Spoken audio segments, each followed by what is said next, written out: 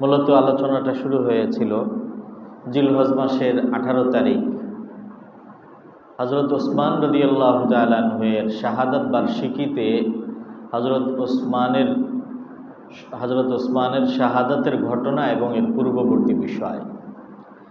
হযরত ওসমান রাদিয়াল্লাহু তাআলা আনহু-এর শাহাদাত এর ষড়যন্ত্র, এটা শাহাদাত তো বরণ করেছেন 18ই জিলহজ, কিন্তু ঘটনা এর আগের থেকেই পটভূমি তৈরি হয়েছে। কত আগের থেকে, অনেক আগের থেকে, গত সপ্তাহে আমি বলেছি। বিশেষভাবে এই ষড়যন্ত্রের একটা সাকসেসনেস এবং একটা সফলতা বা সফল দিক ছিল, বা প্রথম সফল পদক্ষেপ ছিল হযরতে ওমর রাদিয়াল্লাহু তাআলা আনহু-এর শাহাদাত। এর মাধ্যমেই মূলত মুসলিম বিশ্বে যে ফিতনা বা অশান্তি সৃষ্টি হয়েছে, সেটা আজকে ১৫০০ বছরের মাথায় এখনো শেষ হয়নি, ধারাবাহিকতা অব্যাহত আছে। হযরত ওমর রাদিয়াল্লাহু তাআলা আনহু একদিন জিজ্ঞাসা করলেন, আইয়ুকুম ইয়ালামু, তোমাদের মধ্য থেকে কে জানে নবীজির পক্ষ থেকে বলা ফিতনা সম্পর্কিত হাদিস? হযরত হুযায়ফা ইবনুল ইয়ামান দাঁড়ায় বললেন, আনা ইয়া আমিরুল মুমিনিন, আমি জানি। তো হযরত ওমর বললেন যে ইন্নাকা লাজারিউন আলাইহি, হ্যাঁ, তোমার পক্ষেই জানা সম্ভব, কারণ নবীজির সাথে এই ব্যাপারে তোমার কথাবার্তা হতো, নবীজি তোমাকে অনেক কিছু বলেছেন। তো নবীজির থেকে ফিতনা সম্পর্কিত শোনা হাদিস শোনাও তো দেখি। তো হযরত হুযায়ফা শুনাইলেন, কি? ফিতনাতুর রাজুলি ফি আহলিহি ওয়া মালিহি ওয়া ওয়ালাদিহি ওয়া জারিহি তুকাফিরুহাস সালাতু ওয়াস সিয়ামু ওয়াস সাদাকাতু ওয়াল আমরু বিল মারুফি ওয়ান নাহyi আনিল মুনকার। মানুষ তার ছেলে মেয়ে, পরিবার পরিজন, প্রতিবেশী, পারিপার্শ্বিকতা ইত্যাদি এর দ্বারা বিভিন্নভাবে ফিতনাগ্রস্ত হবে। স্ত্রীর কারণে শরীয়তের বিভিন্ন বিষয়ের উপর আমল করতে পারবে না, স্ত্রী দাড়ি রাখতে বাধা দিবে। ছেলে সন্তানদের কারণে, পরিবারের কারণে অনৈতিক পথে অর্থ উপার্জনের পথ বেছে নেবে, পারিবারিকভাবে বিভিন্ন ফিতনার মধ্যে পড়বে। কিন্তু এই ফিতনাগুলো আল্লাহ তাআলা তার নামাজ, রোজা, সদকা ইত্যাদি এর দ্বারা আল্লাহ আবার মাফ করে দিবেন। হযরত ওমর বললেন যে লা আসআলু আন হাদা, আমি তোমাকে এই ব্যাপারে জিজ্ঞাসা করিনি। ওয়ালাকিন আসআলু কামাউজিল বাহরি, সমুদ্রের ঢেউয়ের ন্যায় প্রবল স্রোত হয়ে যে ফিতনা আসবে, যেটাকে রোখা যাবে না, আমি ওইটা সম্পর্কে জিজ্ঞাসা করছি। হযরত হুযায়ফা বললেন যে ওইটা সম্পর্কে আপনি জেনে কি করবেন, কারণ ওই ফিতনা আপনাকে পাবে না। ওই ফিতনা বাইনাকা ওয়া বাইনাহা বাবান মুগলাকা, ওই ফিতনা আর আপনার মাঝে একটা বন্ধ দরজা আছে, ক্লোজ ডোর, আপনাকে ওইটা পাবে না। হযরত ওমর জিজ্ঞাসা করলেন, আয়ুকসারুল বাব আম ইফতাহ, ফিতনা যে দরজার কারণে বন্ধ আছে, ওই বন্ধ দরজাটা কি কখনো খুলে দেওয়া হবে এরপরে ফিতনা আসবে, নাকি দরজাটাকে ভেঙে ফেলা হবে? হযরত হুযায়ফা জবাব দিলেন, বাল ইউকসার, দরজাটাকে ভেঙে ফেলা হবে। হযরত ওমর বলে যে হায় আফসোস, দরজা যদি খোলা হইতো, এই যে আমাদের দরজা দিয়ে আমরা, গেট দিয়ে আমরা মসজিদে প্রবেশ করছি, এখন খোলা আছে, নামাজের পরে খাদেম সাহেব এটা বন্ধ করে দিবেন। দরজা যদি কেউ খুলতো বা খোলা হতো, তাহলে এটা বন্ধ করা সম্ভব হতো। কিন্তু দরজা যদি ভেঙে ফেলা হয়, তাহলে তো এই যে দরজা ভেঙে গেছে, এই দরজা বন্ধ করার আর কোনো উপায় নাই। মানে উম্মাহের মাঝে এমন ফিতনা আরম্ভ হবে যে এটা আর কোনোদিন শেষ হবে না, এবং হয়েছেও তাই। তো এই হাদিসের রাবি, বর্ণনাকারী হযরত হুযায়ফা রাদিয়াল্লাহু তাআলা আনহু-এর একজন ছাত্র শাকীক, উনি হযরত হুযায়ফাকে জিজ্ঞাসা করলেন, এই যে আপনারা দুইজন কথাবার্তা বললেন যে একটা বন্ধ দরজা, আপনি কি বুঝাইতে চাইছেন নবীজির হাদিস দ্বারা এটা কি হযরত ওমর বুঝেছেন? কয় হযরত ওমর কি বেওকুফ তোমার মতো যে হযরত ওমর বুঝবেন না? হযরত ওমর খুব ভালো করেই বুঝছেন। তো শাকিক সাহাবী, তো সাহাবী, এক একজন সাহাবীর মধ্যে ওরকম ভাব গাম্ভীর্যতা ছিল। হযরত শাকিক যিনি তাবেঈ, উনি বলেন যে আমার আর প্রশ্ন করার সাহস হইল না। পরবর্তীতে আমি হযরত হুযায়ফার আরেক ছাত্র মাসরুক ইবনুল আজদা, আমি তাকে জিজ্ঞাসা করলাম যে আসলে ওই দরজাটা কি অথবা কে? তো মাসরুক ইবনুল আজদা আমাকে বললেন যে যে বন্ধ দরজার কারণে ফিতনা বন্ধ আছে, ওই দরজাটা স্বয়ং হযরত ওমর ইবনুল খাত্তাব রাদিয়াল্লাহু তাআলা। ওনার শাহাদাতের পরে এই যে ফিতনা আরম্ভ হয়েছে, আর বন্ধ হওয়ার এখনো পর্যন্ত অব্যাহত আছে, বন্ধ হওয়ার নাম নেই। তো আমাদের আজকের বিষয় ছিল, আল্লাহ তাআলা আমাদের সময়ের মধ্যে বরকত দান করুন, বলেন আমিন। আমি কথাটা শেষ করতে চাই আজকে। হযরত উসমান রাদিয়াল্লাহু তাআলা আনহুর শাহাদাত। হযরত ওমর রাদিয়াল্লাহু তাআলা আনহু শাহাদাত বরণ করেন 23 হিজরির 27শে জিলহজ মাসে। ওনার উপর আক্রমণ করা হয়, আর 28, 29, 30 3 দিন অসুস্থ থেকে মুহররম মাসের 1 তারিখে তিনি শাহাদাত বরণ করেন, ইন্তেকাল করেন। মানে 24 হিজরি আরম্ভ হইল। আর 24 হিজরিতে হযরত উসমানকে তো তিনি আগেই ইলেকশন কমিশনের মাধ্যমে, যে কমিশন গঠন করে গেছিলেন, তার মাধ্যমে হযরত উসমান খলিফা হন। হযরত উসমানও খলিফা হয়েছেন। আর ওই 24 হিজরিতে ওই বছরই ইয়ামানে একজন ইহুদি, যে সবসময় ইসলামের বিরোধিতা করে আসছে, সে হঠাৎ করে বলল যে আমি মুসলমান। আমি গত সপ্তাহে বলেছি, আব্দুল্লাহ ইবনে সাবা, সে ওই সময়ের নিয়ম ছিল যে ইসলাম গ্রহণ করলে সাহাবীদের সান্নিধ্য গ্রহণ করা। সে কারো সান্নিধ্য গ্রহণ করেনি, কারো কাছে যায়নি, একা একাই মুসলমান। এবং ইসলাম গ্রহণ করার পরে সে বিশেষ ধর্মচর্চা আরম্ভ করে, যেটা আমাদের বর্তমানের সুফিবাদের সাথে অনেকটা মিলে। মানে জিকির আজকার, ব্যক্তিগত আমল ইবাদত, আর সৎ কাজের আদেশ, অসৎ কাজ থেকে নিষেধ ইত্যাদি, এরকম একটা ব্যক্তিগত ধর্মচর্চা। ধর্মটাকে একটা ব্যক্তি জীবনের মধ্যে এনে সে প্যাকেজ করে ফেলে। তো সে সূচনা করে ইয়ামান থেকে, ইয়ামানের ছিল। এরপর আমি গত সপ্তাহে বলছি যে সে কুফাতে যায়, কুফার শহর সম্পর্কিত অবস্থা গত সপ্তাহে বলা হয়েছে। এরপরে বসরা, এরপরে সিরিয়া, এখানে সুবিধা করতে পারে নাই, এরপরে মিশর। তো সিরিয়াতে সুবিধা করতে না পারলেও সে কুফা, বসরা, মিশর, এই 3টা জায়গাতে মোটামুটি কিছু তল্পিটল পায় এবং কিছু ভক্ত এবং মুরিদান জোগাড় করে ফেলে। এবং সে একটা পর্যায়ে, সে তো একটা মিশন নিয়ে, ইহুদি লবিদের পক্ষ থেকে একটা মিশন নিয়ে, মিশনারি কাজ নিয়ে সে মূলত মাঠে নামছে। আর এই কাজ বাস্তবায়ন করার অংশ হিসাবে সে নিজেকে ইসলাম এবং মুসলমান হিসাবে দাবি করছে।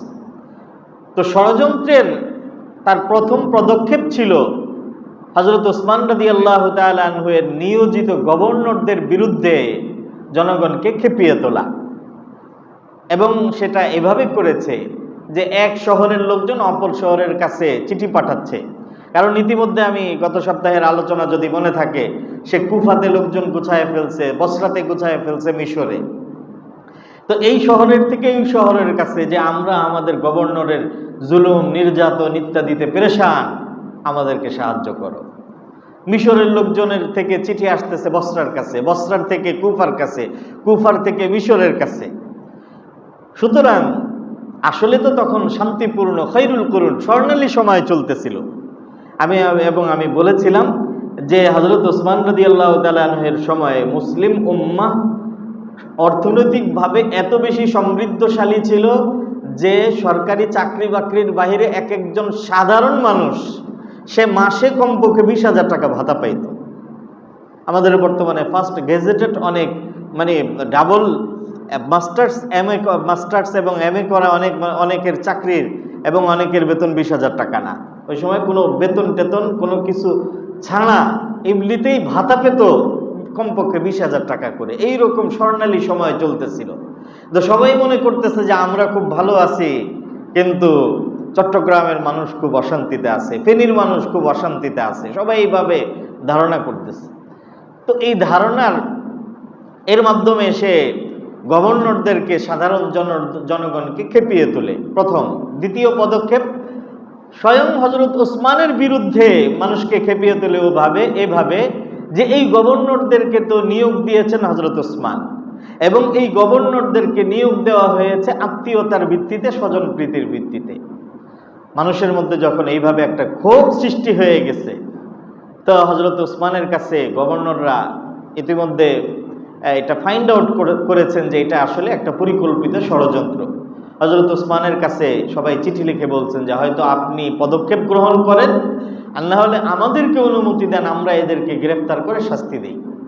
হযরত ওসমান বললেন, যেহেতু অভিযোগের তীর আমার নিয়োজিত গভর্নরদের প্রতি, তার মানে আমার প্রতি, আবার সরাসরি কিছু অভিযোগ আমার প্রতিও, তোমরা এদেরকে আমার কাছে পাঠিয়ে দাও, আমি কথা বলি। এর মধ্যে দুইটা ঘটনা ঘটে, যে ঘটনাটা মানুষের ক্ষিপ্ততা, ক্ষোভ আরো বৃদ্ধি করে। একটা ঘটনা গত সপ্তাহে আমি বলছিলাম যে কুফার গভর্নর ওয়ালিদ ইবনে উকবা, তার বিরুদ্ধে অভিযোগ আসে যে সে মদ পান করছে, এবং এটা অভিযোগের ভিত্তিতে সাক্ষীও দাঁড়ায় যায়, সাক্ষীর ভিত্তিতে তার উপরে মদ পানের শাস্তি এবং দণ্ড কার্যকর করা হয়। গত সপ্তাহের আলোচনা মনে থাকলে যে কাউকে সাক্ষীর ভিত্তিতে শাস্তি কার্যকর করার অর্থ এই না যে সে অপরাধী ছিল, কথা বলেন, কারণ সাক্ষী তো মিথ্যাও হইতে পারে। তো তার উপরে শাস্তি কার্যকর করা হয় ওয়ালিদ ইবনে উকবা, কিন্তু আসলে এই সাক্ষী ছিল সম্পূর্ণ মিথ্যা এবং বানানো। এটা একটা তাদের পরিকল্পিত সাজানো একটা ষড়যন্ত্র ছিল। তো এখনকার মতো তো না যে মুহূর্তের সংবাদ ফোন করে বাংলাদেশ থেকে আমেরিকাতে, লন্ডনে সংবাদ পাঠিয়ে দিল। কুফার একটা ঘটনা, মদিনাতে আসা এবং সাক্ষী শপথ তলব করা, বিচার কার্য কয়েক মাস সময় লেগে যায়। এই কয়েক মাস সময় লেগে যাওয়ার কারণে তারাও এইটার বিরুদ্ধে প্রপাগান্ডা করে যে ওয়ালিদ ইবনে উকবা এর বিরুদ্ধে অপরাধ প্রমাণিত, কিন্তু হযরত ওসমান তার চাচাতো ভাই হওয়ার কারণে বিচার করতে গড়িবিসি করতেছে। আসলে কিন্তু আইনি প্রক্রিয়ার যে সময়টা, ওই সময়টা। দ্বিতীয় আর একটা ঘটনা ঘটে যেটা তাদেরকে, সাধারণ মানুষকে হযরত ওসমানের বিরুদ্ধে খেপিয়ে তুলতে সহযোগিতা করে, সাহায্য করে। সেটা হচ্ছে বিশিষ্ট সাহাবী, আপনারা নাম শুনেছেন, হযরত আবু যর গিফারি রাদিয়াল্লাহু তাআলা। হযরত আবু যর গিফারি ইসলামের একেবারে প্রথম দিকে ইসলাম গ্রহণ করছেন। মাত্র 10 জন 15 জনের মধ্যে তিনি ইসলাম গ্রহণ করছেন। হযরত আবু যর গিফারি, উনি গেফার গোত্রের ছিলেন, আর গেফার গোত্র ছিল ওই সময়ে ডাকাতি, দস্যুতা ইত্যাদি এগুলিতে প্রসিদ্ধ ছিল। কিন্তু উনি ওনার বংশের মধ্যে ব্যতিক্রম মানুষ হিসাবে ওনার মধ্যে একত্ববাদের একটা আকর্ষণ ছিল। এই জন্য যে সকল ব্যক্তি, যে সকল সাহাবী নবুয়তের পূর্বেও মূর্তি পূজা অথবা পৌত্তলিকতায় জড়িত বা লিপ্ত হন নাই, হযরত আবু বকর সিদ্দিক, হযরত সাঈদ ইবনে যায়েদ, এরকম বেশ কয়েকজন সাহাবী, এদের মধ্যে একজন ছিলেন আবু যর গিফারি রাদিয়াল্লাহু তাআলা আনহু। আবু যর গিফারি রাদিয়াল্লাহু তাআলা আনহু হঠাৎ শুনলেন যে মক্কায় একজন নবুয়তের কথা বলে এবং সে এই মূর্তি পূজার বিরুদ্ধে কথা বলে। উনি ওনার ভাই ওনাইসে গিফারিকে পাঠাইছেন যে খোঁজ নিয়ে আসো। তো উনি খোঁজ নিয়ে বলেন যে হ্যাঁ, কথা সংবাদ সত্য, কিন্তু তার কাছে লোকজনকে ভিড়তে দেয় না। হযরত আবু যর গিফারি রাদিয়াল্লাহু তাআলা আনহু নিজে এরপরে মক্কায় আসলেন, এসে খুঁজতেছেন এবং সুযোগ খুঁজছেন কথা বলার জন্য। তো কয়েকদিন পর্যন্ত মসজিদে হারামের মধ্যে তাওয়াফ যেখান দিয়ে করা হয়, তাওয়াফ গ্রাউন্ডের মধ্যে খালি বসে বসে তসবিহ পড়েন আর নামাজ পড়েন। এখন আমাদের এই মসজিদে যেমন আমরা সবাই একজন আরেকজনকে চিনি, প্রায় ম্যাক্সিমাম। হঠাৎ নতুন একজন বাইরের থেকে কেউ আসলে স্বাভাবিক প্রশ্ন আসবে যে এই লোকটা আসলে কে। একদিন, 2 দিন, 3 দিন লেখলে হয়তো জিজ্ঞাসা করবো যে কে, উনি কার আত্মীয়। তো আবু যর গিফারি যখন কয়েকদিন পর্যন্ত মাতাফ গ্রাউন্ডে তিনি এভাবে নামাজ পড়েন, তাওয়াফ করেন, তা হযরত আলী রাদিয়াল্লাহু তাআলা আনহু একদিন গিয়ে জিজ্ঞাসা করছেন, কি ব্যাপার, তুমি কে, কোত্থেকে আসছো? তো হযরত আলীর চেহারা ইত্যাদি দেখে ওনার একটু আস্থা হয়েছে। উনি বললেন যে আমি এরকম একটা সংবাদ শুনছি, মক্কা একজন নবুয়তের কথা বলে, মূর্তি পূজার বিরুদ্ধে কথা বলে, আমি একটু তার সাথে কথা বলতে চাই। আসুন। হুজুরের দরবারে নিয়ে আসছেন। নবীজির দরবারে যখন নিয়ে আসছেন, নবীজিকে জিজ্ঞাসা করছেন, নবীজি ইসলামের দাওয়াত তার সামনে পেশ করছেন।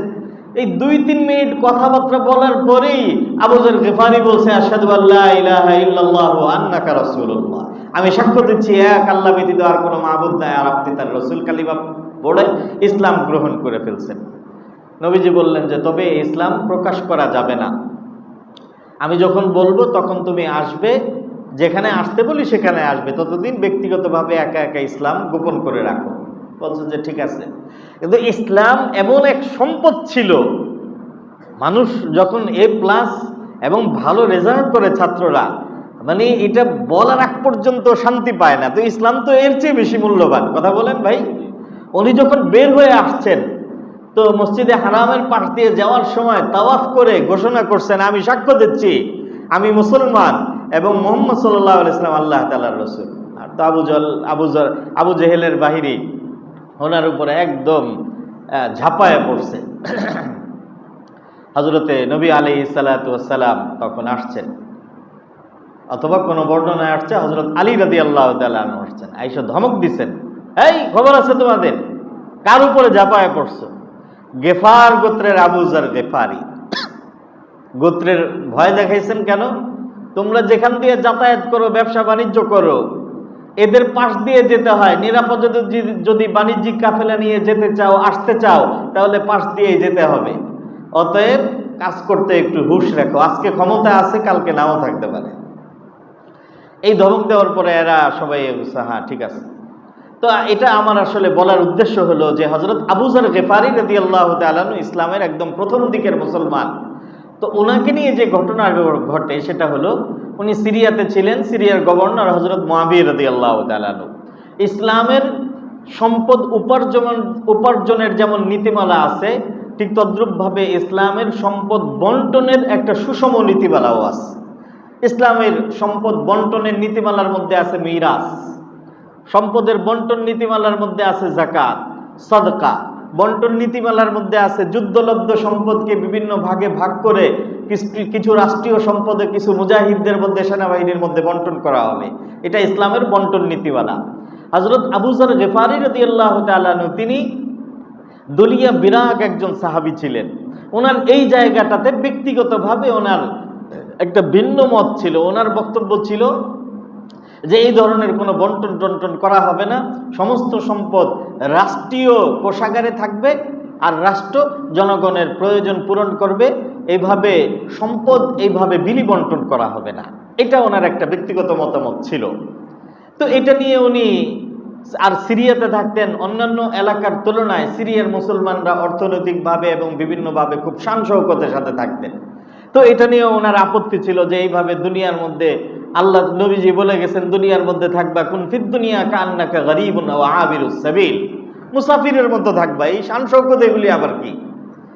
কিন্তু দুনিয়ার মধ্যে মুসাফিরের মতো থাকবা, এই নির্দেশনা যেমন আছে, আবার নবীজির এটাও দিক নির্দেশনা আছে, যেমন আতাহুল্লাহু মালান, আল্লাহ যদি কাউকে সম্পদ দান করেন, ফালিয়ুরা আসারু নি'মাতিহি আলাইহি, তাহলে সে যেন ভালো পোশাক পরে, ভালো খাবার দাবার খায়, আল্লাহর ওই নেয়ামত যেন তার দেহে, তার শরীরে এবং তার অবয়বে, তার চলনে বলনে, পোশাকে ইত্যাদিতে প্রকাশ পায়। অতএব ভালো পোশাক পরা এটা ইসলামের পক্ষ থেকে নিষেধাজ্ঞা নাই। কিন্তু তিনি দুনিয়া বিরাগ সাহাবী ছিলেন, ওনার এই জায়গাটাতে ব্যক্তিগত দ্বিমত ছিল। তো ব্যক্তিগত সাধনা এটা যদি আমরা সবার উপরে কেউ চাপায়ে দেয়, তাহলে এটা কিন্তু সমাজের জন্য একটা অস্থিরতার কারণ হয়। হযরত মুআবিয়া রাদিয়াল্লাহু তাআলা আনহু হযরতে ওসমানকে চিঠি লিখে জানাইলেন যে আবু যর গিফারি তো এরকম এই আলোচনাগুলো করে বেড়ায়, আর একটা অস্থিরতা তৈরি হয়। হযরত ওসমান বললেন যে ঠিক আছে, ওনাকে মদিনাতে পাঠিয়ে দেন, আমি ওনার সাথে কথা বলি। মদিনাতে চলে আসলেন। হযরত আবু যর গিফারির সাথে বিস্তারিত কথাবার্তা বলে হযরত ওসমান বুঝতে পারলেন যে আসলে তার জন্য একটু আলাদা থাকার ব্যবস্থা করা দরকার। এই জন্য মদিনার থেকে বাইরে রাবাজা নামক স্থানে ওনার সাথে ওনার চলার মতো ব্যবস্থা করে কিছু কাজের সহযোগী দিয়ে ওনাকে ওইখানে পাঠিয়ে দিচ্ছেন যে আপনি এখানেই থাকেন। উনিও বাস সবার থেকে আলাদা হয়ে দুনিয়া বিরাগ এবং দুনিয়া বিমুখ একাকিত্ব একটা জীবন যাপন করতেছেন। এবং ওই অবস্থাতেই হযরত ওসমানের খেলাফতকালে 32 হিজরিতে ওনার ইন্তেকাল হয়। হযরত ওসমান খলিফা হন 24 হিজরিতে, আর হযরত ওসমান শাহাদাত বরণ করেন 35 হিজরিতে। 32 হিজরিতে আবু যর গিফারির ইন্তেকাল হয়।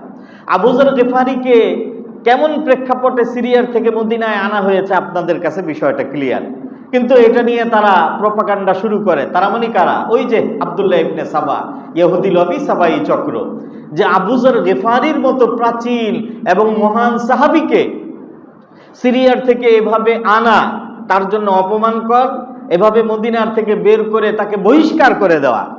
আসলে কি হযরত ওসমান বহিষ্কার করছেন নি, তার নাকি তার আলাদা সরকারি আবাসনের ব্যবস্থা করছেন, কিন্তু তারা শব্দ প্রয়োগ করে বহিষ্কার করে দেওয়া। এটা সাহাবীদেরকে অপমান করা, আল্লাহর রসুলের সাহাবীদেরকে অপমান করা। তো এই প্রোপাগান্ডাগুলো যখন চলছিল, হযরত ওসমান বললেন যে এদেরকে আমার কাছে পাঠায় দাও। এটা তো একদিন দুই দিনের ঘটনা না, এগুলো উপর্যুপরি লম্বা সময় ধরে উনি খলিফা হওয়ার পর থেকে আরম্ভ হয়েছে। সর্বশেষ যখন তিনি এদেরকে তলব করলেন মদিনাতে, যে আমি সরাসরি মোবাইল কোর্ট বা উন্মুক্ত বিচার কাচারিতে আমি কথা বলবো, এই কথা বলার জন্য তলব করার ঘটনাটা ছিল 35 হিজরি। আমরা একেবারে শেষের দিকে চলে আসছি।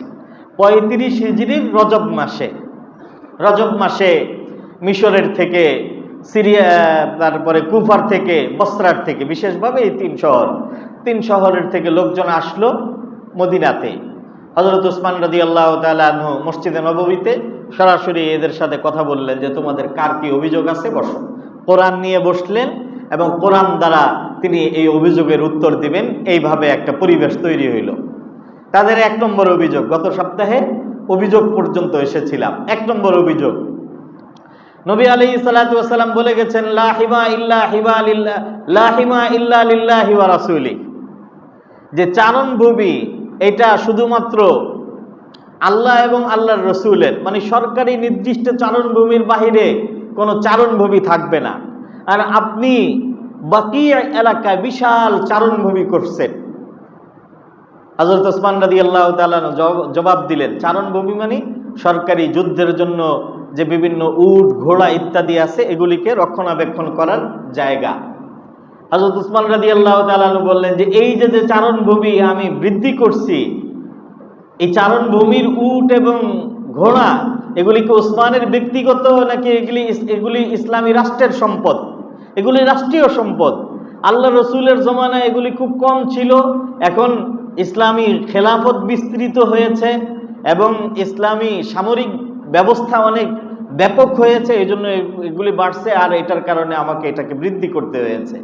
তো আল্লাহ নবীজি তো বলছেন যে আল্লাহ এবং আল্লাহর রসুলের মানে সরকারি চারণভূমির বাহিরের কোনো চারণভূমি কারো থাকবে না, এটা তো আমার না, এগুলো তো সরকারি। 1 নম্বর প্রশ্নের জবাব। দ্বিতীয় প্রশ্ন তাদের, যে আপনি বিভিন্ন গভর্নরদেরকে নিযুক্ত করেছেন স্বজনপ্রীতির ভিত্তিতে। হযরত ওসমান জবাব দিয়েছেন যে গভর্নরদের যে তালিকা আছে, এই তালিকার এক একজনকে নিয়োগ কে দিয়েছে তোমরা খোঁজ নিয়ে দেখো। কে দিয়েছেন? হযরত ওমর রাদিয়াল্লাহু তাআলা। তাহলে কি আমার অপরাধ যে বিনা কারণে আমি এই গভর্নরদেরকে বিনা অপরাধে আমি এদেরকে অপসারিত করি নেই, অব্যাহতি দেই নেই, এটাই কি আমার অপরাধ? কোনো ধরনের অন্যায় অপরাধ ছাড়া তো তারা পূর্ব থেকে আসে, এদেরকে যদি আমি অপসারণ করি তাহলে এদের উপরে জুলুম হবে।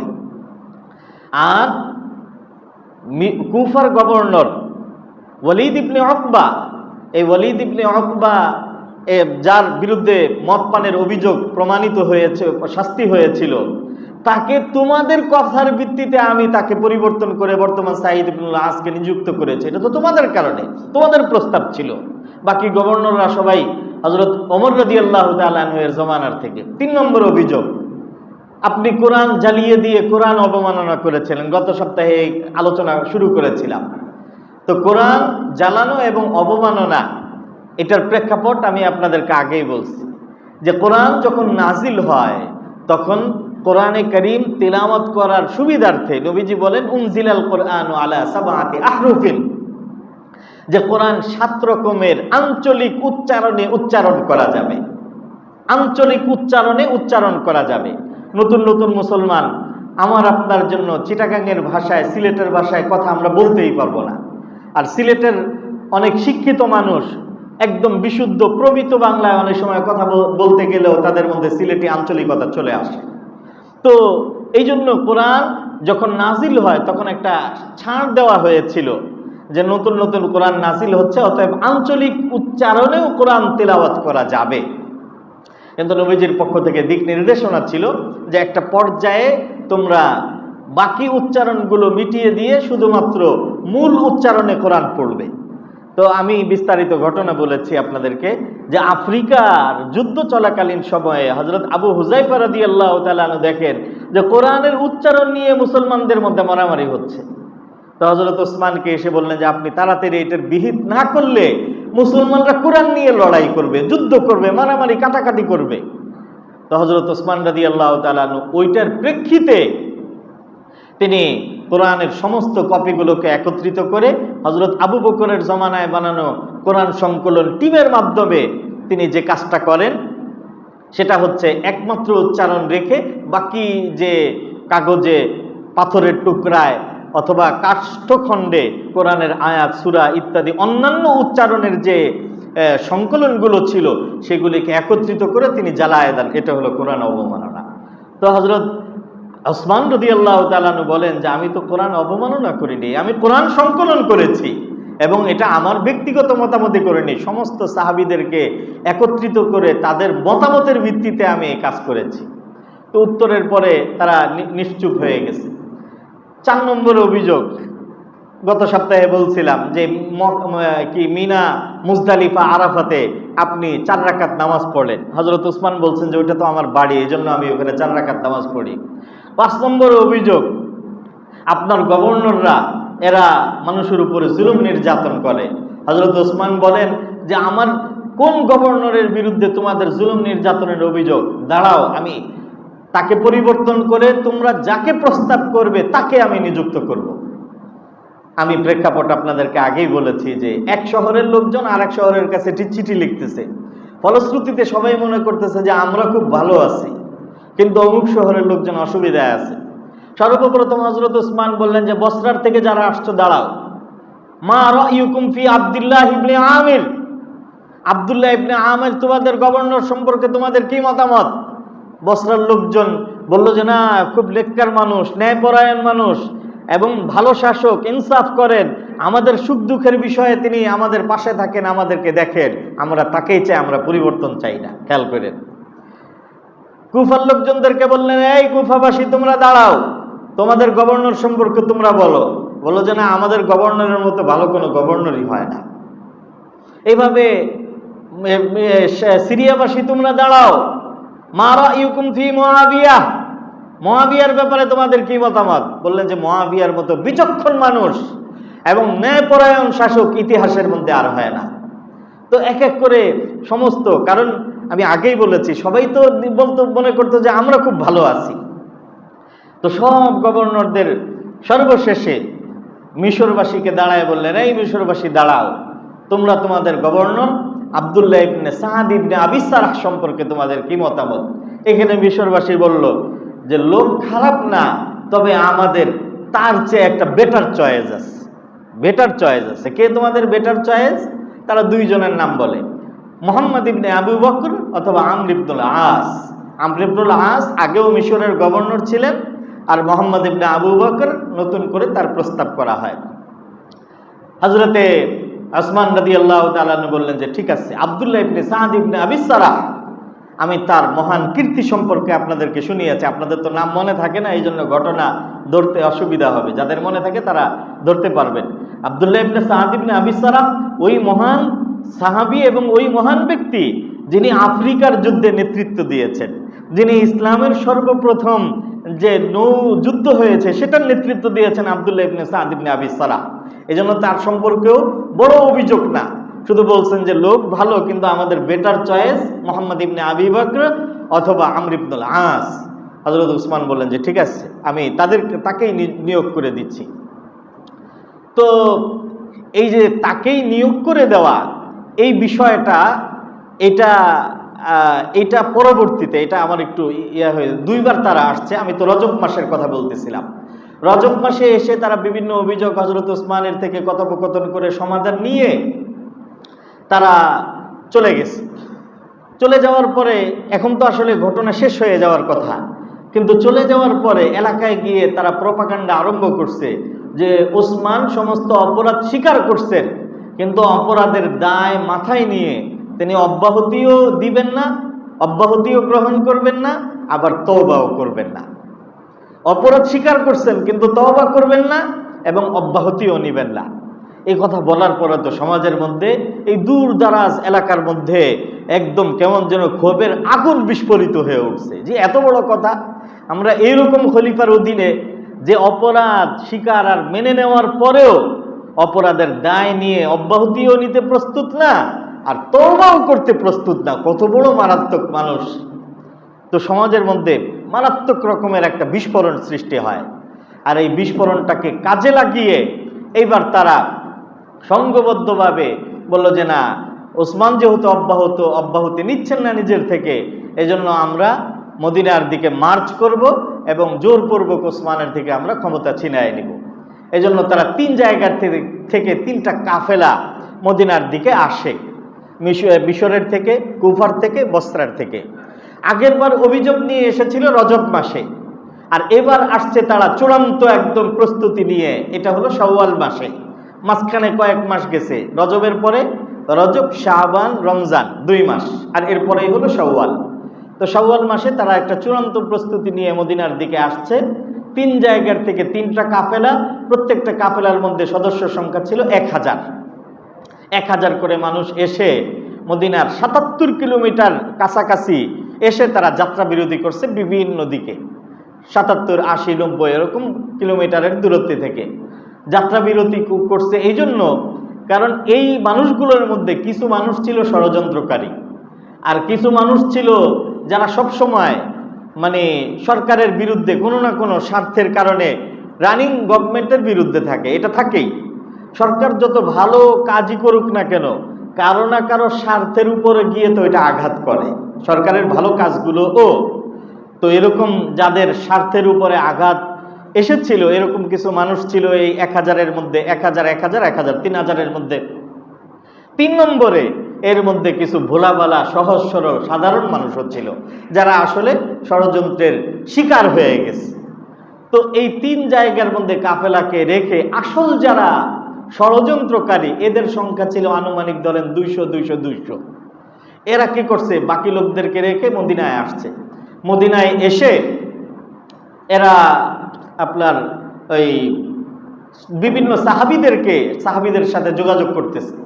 বিভিন্ন সাহাবী বলতে হযরত আলীর সাথে, হযরত জুবাইর ইবনুল আওয়ামের সাথে, হযরত তালহা ইবনে উবাইদুল্লাহর সাথে, আর হযরত আয়েশার সাথে, বরেণ্য সাহাবীদের সাথে যোগাযোগ করতেছে। যোগাযোগটা কেন করছে?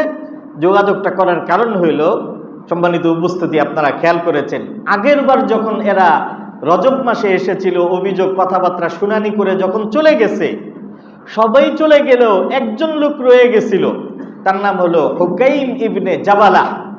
সে থেকে পরিবেশকে ঘোলাটে করার জন্য সে বিভিন্ন জায়গায় চিঠি লিখতেছিল যে মদিনার অবস্থা খুব খারাপ, এতদিন তো গভর্নররা তোমাদের উপরে জুলুম করছে, আর এখন স্বয়ং মদিনার উপরে, মদিনাবাসীর উপরে স্বয়ং উসমান জুলুম করতেছে।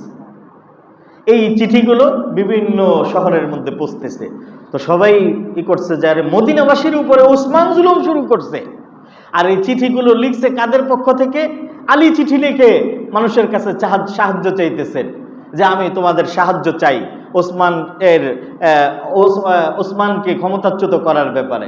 হযরত আয়েশা চিঠি লিখতেছেন ওসমানকে ক্ষমতাচ্যুত করার জন্য। হযরত জুবাইর ইবনুল আওয়াম চিঠি লিখতেছেন ওসমানকে ক্ষমতাচ্যুত করার জন্য।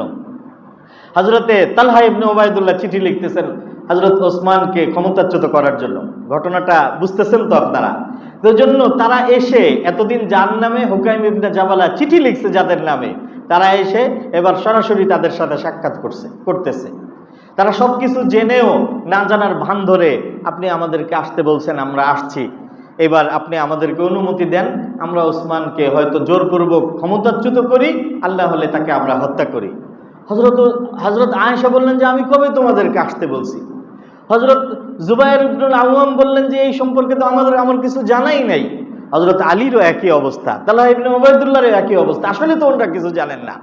ওনারা বললেন যে খবরদার, একজন নিরপরাধ মানুষের উপরে কোনো ধরনের অস্ত্র ধারণ করার অনুমতি আমরা তোমাদেরকে দিতে পারি না, আমি তোমাদেরকে দিতে পারি না। আসলে তো তারা হত্যা করবেই, কিন্তু দায়টা ওনাদের মাথার উপরে চাপানোর জন্য ওনাদেরকে জড়ানোর আসলে চেষ্টা করতেছিল। তো ওনাদের থেকে যখন তারা কোনোভাবেই মতামত নিতে পারতেছিল না, তো একটা পর্যায়ে গিয়ে তারা 3 জায়গার থেকে লোকজনকে সরাসরি জোরপূর্বক মদিনার মধ্যে তারা ঢুকে পড়ে। 1000 3000 মানুষ মদিনার মধ্যে ঢুকে পড়ে হযরত ওসমান রাদিয়াল্লাহু তাআলা আনহু এর আবাস ভবন এবং মসজিদে নববী ইত্যাদি ঘেরাও করে ফেলে।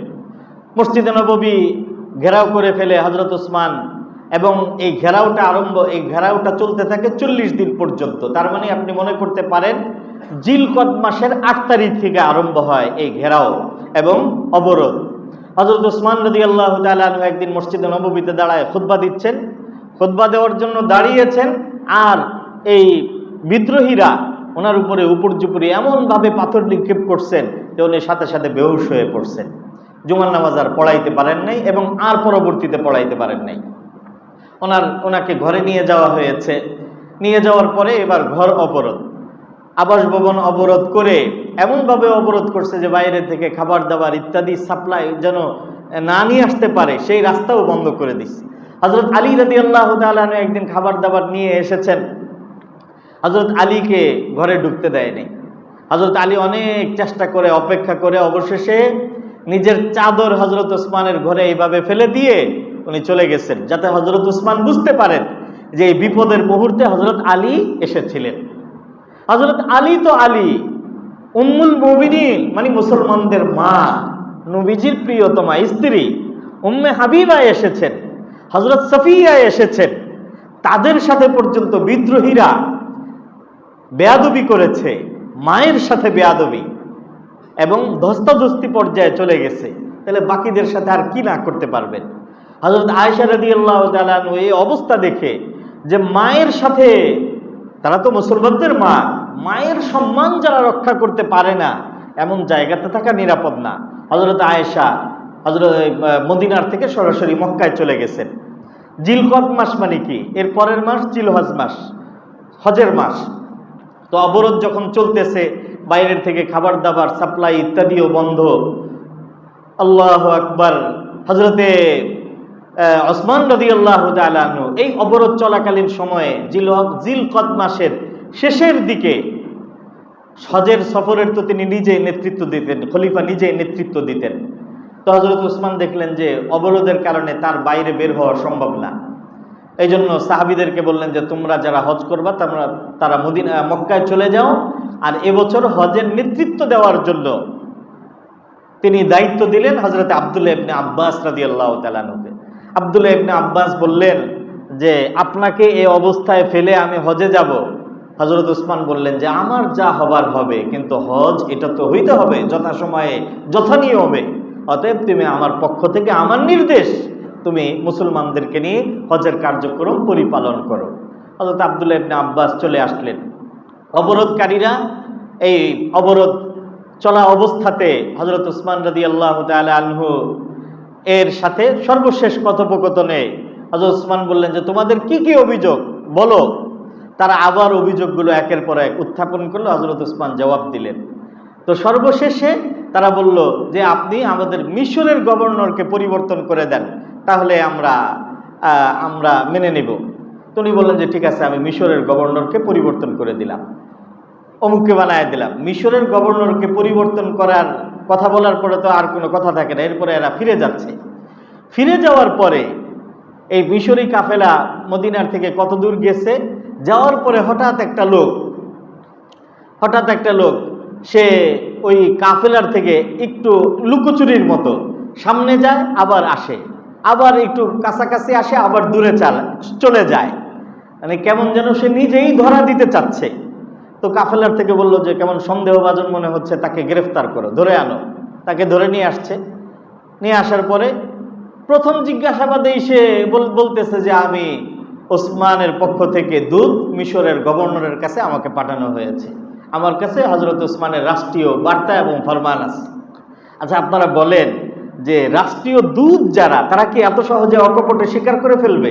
না, একদম প্রথম বিষয়ে ধরা পড়তেই স্বীকার করে ফেলছে, আমার কাছে ওসমানের চিঠি আছে। কি চিঠি আছে? খুলো। তো চিঠি খুলে দেখা গেল সেটার মধ্যে লেখা যে এই নতুন গভর্নর মিশরের সীমানায় প্রবেশ করা মাত্রই এই নতুন গভর্নর এবং তার সাথে থাকা লোকজনদেরকে তোমরা হত্যা করবে। তো এই কথা যখন দেখলো, তারা বলল যে এত বড় ষড়যন্ত্র আমাদের সাথে, যে আমাদের দাবি দাওয়া মেনে নিয়ে আমাদের গভর্নর, নতুন গভর্নর নিয়োগ করে আবার আমাদেরকে হত্যা করার জন্য পুরাতন গভর্নরের কাছে চিঠি পাঠাচ্ছে। বাস, তারা এবার খুব অগ্নিশর্মা হয়ে গেছে। এবার মদিনার দিকে ফিরে এসে, মদিনার দিকে এই আমার একটু ভুল হয়ে গেছে, মানে এই অবরোধটা এটা এই মানে কি বলে, এই ঘটনার পরবর্তীতে হয়েছে। মদিনার দিকে যখন তারা আবার ফিরে আসছে, মানে মানে অবরোধের কারণ হিসাবে, তো মিশরবাসীর সাথে যখন এই ঘটনা ঘটছে, বাকি দুই কাফেলা তারাও চিন্তা করছে তাহলে তো বোধহয় আমাদের ব্যাপারেও একই ফরমান হযরত ওসমান তার পুরাতন খলিফার কাছে পাঠাইছে, কিন্তু আমরা হয়তো সেই দূতকে ধরতে পারি নাই, চরকে ধরতে পারি নাই। সুতরাং তিনও কাফেলা এবার একত্রিত হয়ে অগ্নিশর্মা হয়ে জোরপূর্বক মদিনার মধ্যে ঢুকে এবং এরপরে হলো অবরোধ করে, এবং এই অবরোধ চলতে থাকে 40 দিন পর্যন্ত। এর মাঝখানে হযরত ওসমান রাদিয়াল্লাহু তাআলা আনহু আব্দুল্লাহ ইবনে আব্বাস রাদিয়াল্লাহু তাআলা আনহুকে হজের জন্য পাঠায় দেন, এবং খাবার দাবারও একটা পর্যায়ে গিয়ে বন্ধ হয়ে যায়। এভাবে হতে হতে 18ই জিলহজ, আমি সর্বশেষে চলে আসছি। 18ই জিলহজে, এর আগের দিন রাত্রে হযরতে ওসমান, 18ই জিলহজ রাত্রে, মানে ইসলামে তো রাত্র আগে আসে হিজরি ক্যালেন্ডারে, 18ই জিলহজে হযরত ওসমান রাদিয়াল্লাহু তাআলা আনহু স্বপ্ন দেখেন যে নবীজি তাকে বলতেছেন যে ওসমান, আজকের ইফতার আমার সাথে হবে তোমার। হযরত ওসমান রাদিয়াল্লাহু তাআলা আনহু বুঝতে পারেন যে শাহাদাতের সময় একেবারে ঘনায় আসে। এখানে একটা কথা, যে অবরোধ চলাকালীন তাদের দাবিটা আসলে কি ছিল? তাদের দাবি ছিল এই যে আপনি আমাদেরকে হত্যা করার জন্য দূত পাঠাইছেন, আপনি এটা কেন করছেন? হযরত ওসমান বলছেন যে আমি তো কোনো দূত পাঠাইনি এবং এই চিঠি আমি লিখি নেই, এটা আমি কসম করে বলতে পারি। বলে যে তাহলে আপনি যদি না লিখে থাকেন তাহলে আপনার সেক্রেটারি মারওয়ান ইবনুল হাকাম লিখছে, মারওয়ান ইবনুল হাকামকে আমাদের হাতে দেন, আমরা তার বিচার করব। মারওয়ান ইবনুল হাকামকে জিজ্ঞাসা করা হয়েছে, মারওয়ান ইবনুল হাকাম বলছে যে না, আমি এই চিঠি লিখি নেই। ইসলামে বিচারের নিয়ম হইল আল বাইয়িনাতু আলাল মুদ্দাই ওয়াল ইয়ামিনু আলা মান আনকার। কেউ যদি কোনো অপরাধ এর দাবি উত্থাপন করে তাহলে সে সাক্ষীর মাধ্যমে প্রমাণ করবে, আর যদি করতে না পারে তাহলে যার বিরুদ্ধে অভিযোগ সে কসম করবে। তো তাদের কাছে তো কোনো সাক্ষী নাই। হযরত ওসমান রাদিয়াল্লাহু তাআলার নিয়ম অনুযায়ী মারওয়ান ইবনুল হাকামকে বলছে তুমি কসম করো। মারওয়ান ইবনুল হাকাম কসম করে বলেছে আমি এই চিঠি লিখি নাই। চিঠি আসলে তিনি লেখেনও নাই। চিঠি লিখছে কে? ওই আগের চিঠিগুলো যে লিখছিল কে, হুকাইম ইবনে জাবালাহ, সে একটা পরিস্থিতি ঘোলাটে করার জন্য এই চিঠিগুলো লিখছে। তো তাদের দাবি ছিল যে হয়তো মারওয়ান ইবনুল হাকামকে আমাদের হাতে দেন, কিন্তু হযরত ওসমান দেখেন যে তার কোনো অপরাধ নাই, একজন নিরপরাধ মানুষকে কিভাবে তাদের হাতে তুলে দিবেন। দ্বিতীয় দাবি ছিল যে আপনি দায়িত্ব থেকে অব্যাহতি নিয়ে নেন। তো এ ব্যাপারেও হযরত ওসমান রাদিয়াল্লাহু তাআলা আনহু এর প্রতি নবীজির একটা নিষেধাজ্ঞা ছিল। নবীজির নিষেধাজ্ঞা কি ছিল? ইয়া ওসমান, ইন ওয়াল্লাকাল্লাহু হাযাল আমরা ইয়াওমান, আল্লাহ যদি তোমাকে কোনোদিন দায়িত্ব দেন, খলিফা নিযুক্ত করেন, ও আরাদাকাল মুনাফিকুন, আর মুনাফিকরা চায় যে তোমার থেকে এই দায়িত্ব ছিনায় নেবে, ফালা তাকলাহু কামিসাকাল্লাযী কাম্মাসাকাল্লাহ, আল্লাহ তোমাকে খেলাফতের যে পোশাক পরিধান করিয়েছেন এটা খবরদার তুমি মুনাফিকদের চাপে পড়ে তুমি এটা খুলবে না। তাহলে নবীজির স্পষ্ট এখানে অব্যাহতি নিতে নিষেধাজ্ঞা ছিল। সাহাবায়ে কেরাম ওনাকে বলছেন যে আপনি বিচার করেন এই বিদ্রোহীদের, বিচার করলেই তো শেষ হয়ে যায়। কিন্তু এই ব্যাপারেও নবীজির একটা নিষেধাজ্ঞা ছিল যে ফিতনার জমানায় ফিতনার জমানায় কিভাবে এটাকে ডিল করতে হবে, আল্লাহ রসুলের ওই নিষেধাজ্ঞার কারণে তিনি তাদের বিরুদ্ধে সামরিক শক্তিও প্রয়োগ করতেছিলেন না। এই জন্য তিনি অব্যাহতিও নিচ্ছেন না, আবার তাদের উপরে শক্তিও প্রয়োগ করতেছেন না। আগের দিন ওই স্বপ্ন দেখার পরে সকালবেলা তিনি যে কাজটা করেন সেটা হলো, ঘরের ভিতরে তার পাহারার জন্য ছিলেন হযরত হাসান রাদিয়াল্লাহু তাআলা আনহু, ছিলেন হযরত হুসাইন রাদিয়াল্লাহু তাআলা আনহু, ছিলেন হযরত আব্দুল্লাহ ইবনে ওমর এবং আরো অন্যান্য নওজওয়ান সাহাবী। ওনাদের সবাইকে বলেন যে তোমরা বের হয়ে যাও।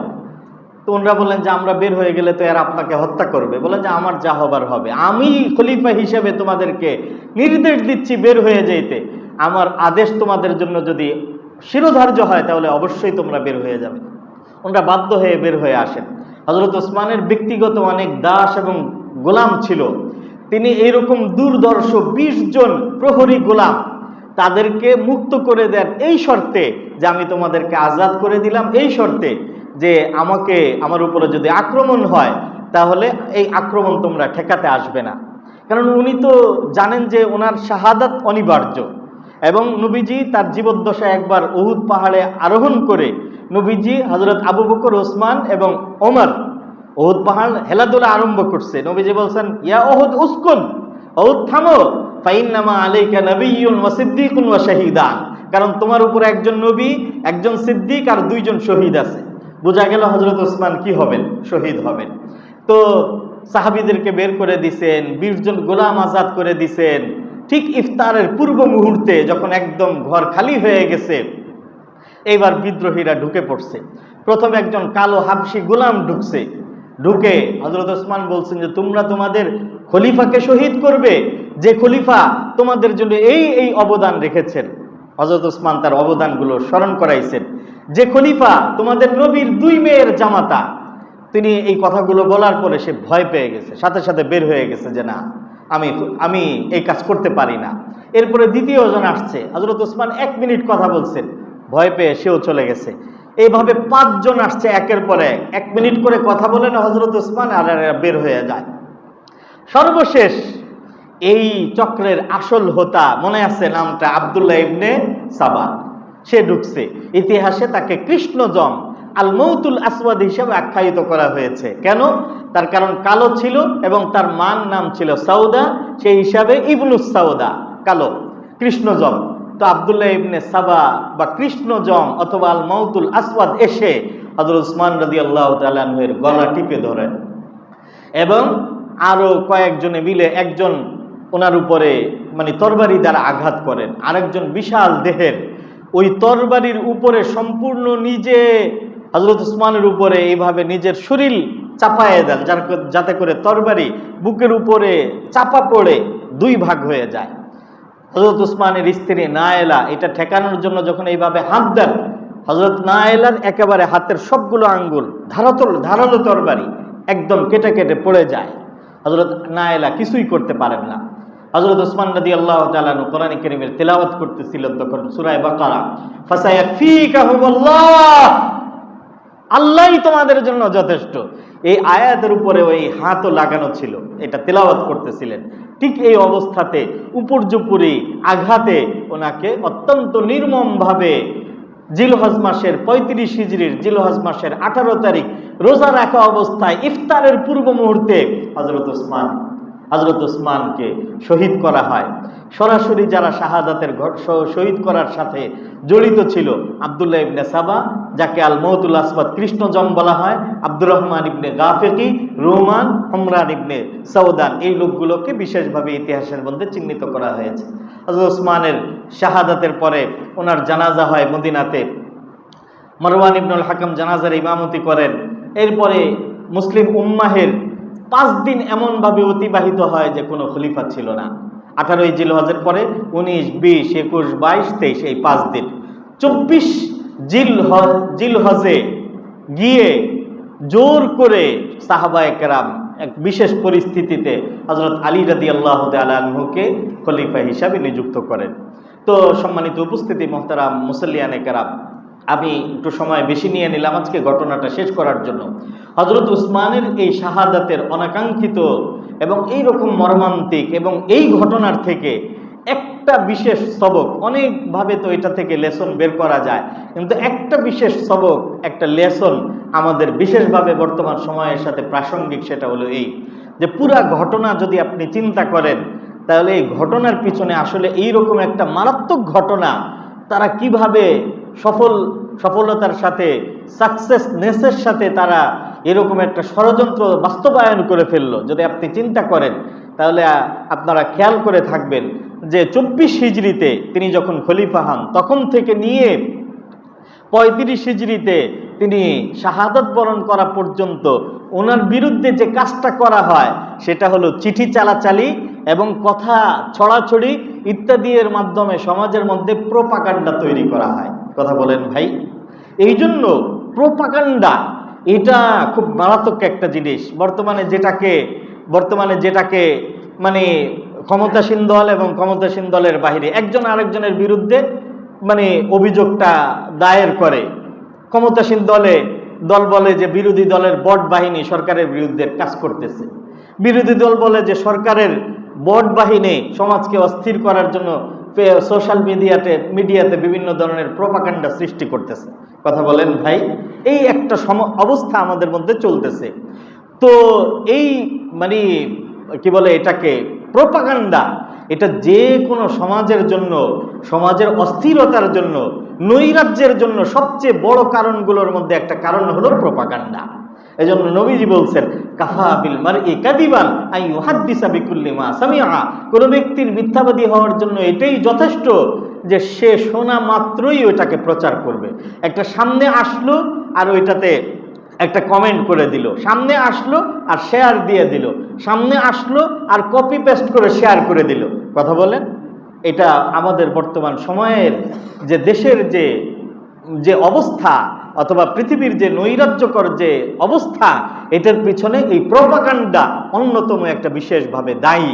এবং এই প্রোপাগান্ডার পিছনে যখন যেখানে ওই সমকালীন সরকার এবং বিরোধী দল, আমি উভয়কে বিশেষভাবে কারো পক্ষও নিচ্ছি না এবং কারো বিপক্ষও না, আমি বলতেছি এই কাজ যেই করুক এটা দেশের জন্য, রাষ্ট্রের জন্য, সমাজের জন্য এটা ক্ষতিকর একটা বিষয়। অতএব আমরা এখানে যারা আসি, আমরা যদি সমাজের মধ্যে শান্তি শৃঙ্খলা চাই, তাহলে অন্তত পক্ষে আমার দায়িত্ব আমি এই ধরনের কোনো প্রোপাগান্ডার যেন আমি অংশ না হয়ে যাই। প্রোপাগান্ডার কারণে উম্মাহের বিশাল থেকে বিশাল ক্ষতি হয়ে গেছে। আল্লাহ তাআলা আমাদেরকে বিষয়গুলো বোঝার, বাস্তবায়ন করার, আমল করার তৌফিক দান করুন। আমিন।